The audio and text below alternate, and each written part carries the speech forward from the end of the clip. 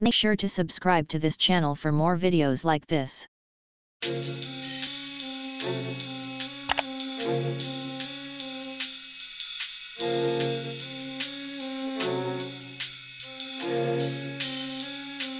Just Felicia, I'll take it from here. We'll get back to Paul in a second because I've got to time it out for you and tell you what you can expect.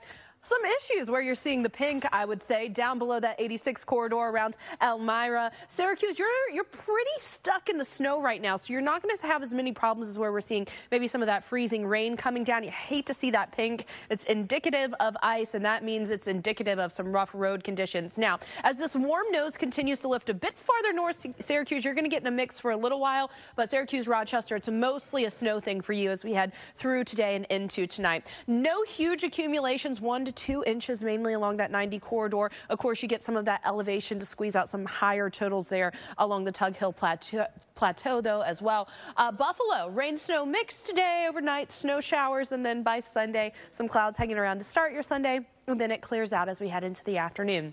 Now, Albany, you guys have some of that snow around as we look up towards Schenectady. I know how to say Schenectady. There we go, Schenectady.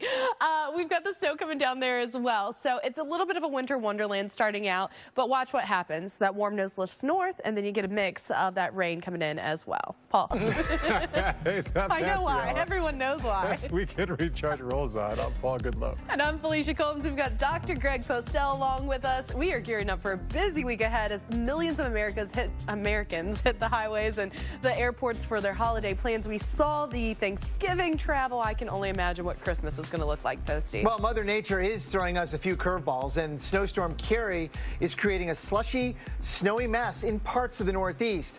And Paul, I think you're tracking around in severe weather for parts of the Gulf Coast states, including Texas and Louisiana. Yeah, I know we had the example last week with all the tornado outbreak last week across the South. We have another risk today.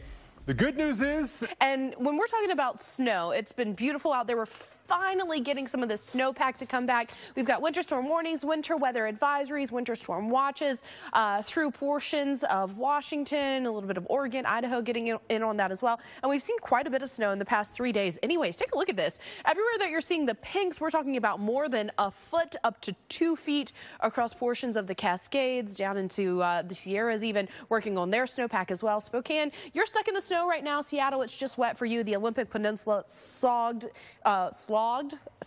I don't know. There's a bunch of different words that are starting with an S I'm trying to work with here. Basically, you guys are getting a lot of rain there across the Olympic Peninsula, and it's going to continue. This system is going to bring us more rain and more snow, and that eventually bleeds down into the Bay Area by early next week. Paul? He works for the Weather Channel. You know, you never know what he might be up to. He's multi-talented. Very multi-talented. Hey, let's talk about Christmas travel today, because the kids are off school, many, for next week. So hit the road here. Well, Mother Nature is making these roads kind of stormy. Lines of showers and thunderstorms erupting right now through the rest of the day, making things kind of difficult for this afternoon. Now, the good news is that we're going to clear out in places like Dallas, Little Rock, Nashville. The temperatures are going to fall because behind that front you get the clearer air, but you also get the cooler air. Still some showers for places like Raleigh as we head through tomorrow, though. Yeah, fog to start your day in New Orleans, but by Monday, you too are dropping from the 70s to the 50s with more rain showers coming through as we head towards Monday. As tracking a little coastal storm going to roll across the Gulf Coast states at the beginning of this week. Yeah, that I-10 corridor going to be back in the rain. We got so much rain at the beginning of the year, a little bit of a break, and now we're getting back into it. The travel forecast for your Monday, you can see yet another system impacting the Pacific Northwest with that winter weather. Across the Midwest here, it's clearing but cold. 23 for a high in Minneapolis. Temperatures finally trying to trend to average, and enjoy the cooler air here in the Northeast because we're going to start warming up as we head over the next couple of days. You know, usually I'd complain about the cooler air, but I think after such a warm time that we've had, a lot of people are probably like, it's finally time for some cooler weather to move in. Denver, you're warming right back up, though. You're in the lower 60s, and you can see here we've got that rain from that coastal system for places like Atlanta and Miami as we head into Tuesday. Moving on towards Wednesday, the West Coast is active again, even rain moving back into Southern California, but this means more snow across the mountains. So if you're traveling across the Sierras or the Cascades or any of the mountains in the west, expect winter driving conditions. That's something that people perhaps take for granted as we head through this time of the year.